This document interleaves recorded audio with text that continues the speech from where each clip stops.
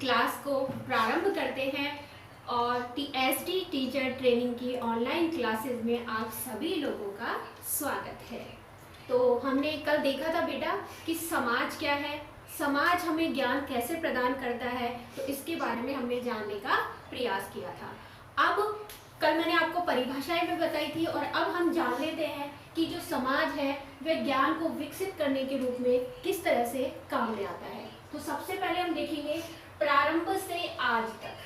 प्रारंभ से आज तक, प्रारंभ से जो आज तक का जो मतलब है बेटा कि जब से सृष्टि का जन्म हुआ है, जब से पृथ्वी में मानव जाति का जन्म हुआ है, तभी से जो ज्ञान है वो ज्ञान इस यहाँ पृथ्वी पर विद्यमान है। तो मानव ने ऐसी ऐसी सभ्यताओं का जन्म दिया है जिसके आधार पर हम वहां से ज्ञान प्रदान कर सकते हैं और वो ज्ञान आज तक चलता हुआ आ रहा है। तो प्रारंभ से वर्तमान तक, आज तक सारा ज्ञान कौन दे रहा है?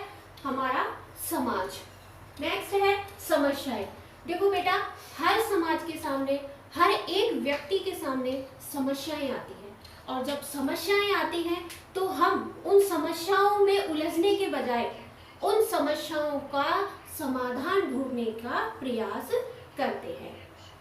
तो समाधान जब हम ढूंढते हैं, तो जब समाधान हम जब ढूंढ लेते हैं उसके बाद में हमें क्या हो जाता है कि हमें ज्ञान मिल जाता है। वहां से नॉलेज ग्रहण करते हैं कि हमने वो समस्या का समाधान कैसे किया, किस तरह से किया, किस परिस्थिति में किया। तो जब हमने समस्याओं का समाधान कर लिया तो वहां से भी हमें नॉलेज मिलती है और ये सब कार्य भी कौन करता है? ये सब कार्य भी समाज ही करता है। नेक्स्ट है अंतःक्रिया। समाज के अंतर्गत हम लोग रह करके अंतःक्रिया करते हैं, परस्पर अंतःक्रिया करते हैं। जब हम एक दूसरे व्यक्ति से बातें करते हैं तो उस वक्त हम क्या ले रहे होते हैं? ज्ञान ग्रहण कर रहे होते हैं। तो जब हम आपस में अपने सामाजिक दृष्टिकोण में जाकर के, अपने सामाजिक परिवेश में जाकर के, अपने सामाजिक दृष्टिकोण के आधार पर जब हम समाज को देखते हैं तो वहां से भी हम क्या करते हैं? ज्ञान लेते हैं। तो ये समाज जो है हमें अंतःक्रिया के माध्यम से भी ज्ञान प्रदान करता है। नेक्स्ट है आवश्यकता को पूर्ण। देखो बेटा, आवश्यकताएं, प्रत्येक व्यक्ति की आवश्यकताएं होती हैं। आवश्यकताएं होती है तो तब व्यक्ति क्या करता है कि समाज में जाता है और अपनी आवश्यकताओं की पूर्ति करने के लिए वो कार्य करता है। तो जब आवश्यकताओं की पूर्ति हो जाती है तो नए ज्ञान का सृजन होता है। तो नया ज्ञान ये सब कहाँ से प्राप्त होता है बेटा?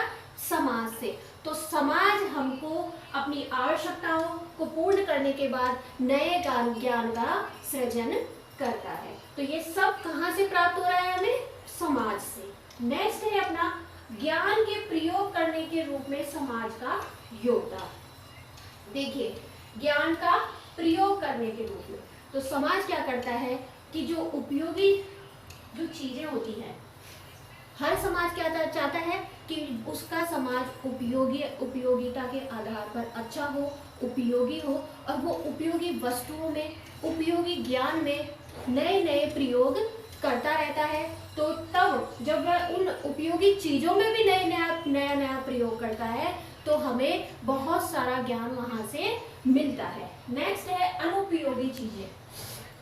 देखिए बेटा, ज्ञान हम लोग भी, हमारी कई जो स्टूडेंट्स हैं, गर्ल्स स्टूडेंट्स हैं, वो बच्चियां क्या करती हैं? अनुपयोगी चीज़ों को लेकर के बहुत अच्छे अच्छे घर के अंतर्गत बनावटी चीज़ों का, बहुत सजावटी चीज़ों का, सजावट जो करने के लिए चीज़ों को तैयार करती हैं। तो वो सब कहाँ से? अनुपयोगी चीज़ों में। अनुपयोगी चीज़ें होती हैं जो हम कचरे के अंदर फेंक देते हैं। तो बहुत सारी बच्चियाँ हैं, पुराने कपड़े हैं, पुरानी बोटल्स हैं, पुराने चम्मच वगैरह हैं जो है, उन सब को वो बच्चियां यूज करती हैं। और बहुत सारी इसी तरह जो समाज है वो भी जो अनुपयोगी ज्ञान है उसमें काट छाट करके, उसको कैंची से काट करके नहीं, अपने दिमाग से काट छाट कर करके उसको उपयोगी ज्ञान बना देता है। तो अनुपयोगी ज्ञान को काट छाट कर करके नया ज्ञान बना देता है। अनुपयोगी ज्ञान को उसमें काट छाट करता है, अपने दिमाग से और उसको क्या कर देता है, उपयोगी ज्ञान बना देता है। वो ये काम कौन करता है, ये काम हमारा समाज करता है, हमारे समाज के व्यक्ति करते हैं। नेक्स्ट है अपना ज्ञान समाज को वेदता प्रदान करता है। तो देखो बेटा, जो ज्ञान अनुपयोगी है, जो ज्ञान वेद है, जो उपयोगी ज्ञान है, उन सब को कौन करता है, समाज। समाज उन सब को क्या करता है, वेदता विश्वसनीयता प्रदान करता है। नेक्स्ट है अपना ज्ञान के स्थानांतरण, संरक्षण एवं संवर्धन में समाज की भूमिका। तो देखो कि ज्ञान जो है पीढ़ी दर पीढ़ी चला हुआ आ रहा है, और जो हमारा समाज है वो एक पीढ़ी से दूसरी पीढ़ी, तीसरी पीढ़ी, चौथी पीढ़ी, सबको ज्ञान क्या करता जा रहा है, स्थानांतरण करता जा रहा है। यानी हम अपनी पूर्वजों से ही तो सीखते हैं कि हमें घर में कैसे रहना है, किसी से किस तरह से बात करनी है, हमें शिक्षा ग्रहण कैसे करनी है, कहाँ से हमें शिक्षा ग्रहण करनी है, हमें अपने से बड़ों से किस तरह से बात करनी है, और हमें किस क्षेत्र में जाना है। वो हम सब, ये जो समाज है वो हम सब लोगों को ये सारी चीज़ें सिखाता है। नेक्स्ट है ज्ञान का संरक्षण। देखो बेटा, म्यूजियम होते हैं, पुस्तकालय होते हैं, लाइब्रेरीज होती है, उन सब में बहुत सारी पुरानी पुरानी चीज़ें हमें दिखाई देती हैं, तो वो ज्ञान को संरक्षण भी करके रखता है। कौन, हमारा समाज। ज्ञान का संवर्धन, ज्ञान के संवर्धन यानी नए ज्ञान में प्रयोग करता है, ज्ञान को विकसित करने में हमारा योगदान देता है। और कौन देता है, वो है हमारा समाज। तो समाज जो है ज्ञान को वेदता देता है, ज्ञान को संरक्षण देता है, हमारी आवश्यकताओं की पूर्ति करता है, स्थानांतरण करता है, संश्लेषण करता है, विश्लेषण करता है, और अनुपयोगी ज्ञान को उपयोगी ज्ञान में बदल देता है। तो ये सब जो है हमारा समाज कर रहा है। नेक्स्ट है हमारा ज्ञान के विश्लेषण करने में समाज की भूमिका। तो ज्ञान के विश्लेषण करने में समाज की भूमिका क्या होती है, तो मैं आपको बताती हूँ कि ज्ञान को विश्लेषण कैसे किया जाता है। तो देखिए बेटा, इसको थोड़ा हम अच्छे से समझेंगे।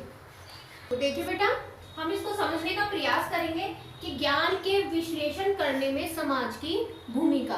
तो विश्लेषण कैसे करना है, तो बेटा इसको समझने का प्रयास करो कि पहले विद्यमान ज्ञान है, विद्यमान ज्ञान है यानी वर्तमान में जो ज्ञान तैयार है, ज्ञान थीसिस। मैं आपको एक अच्छे से इसको समझाती हूँ कि सबसे पहले एक विद्यार्थी होता है, एक रिसर्चर होता है, एक स्कॉलर होता है। वो क्या करता है, रिसर्च यानी शोधार्थी, रिसर्च करने वाला विद्यार्थी, यानी किसी पे वो शोध कार्य कर रहा हो।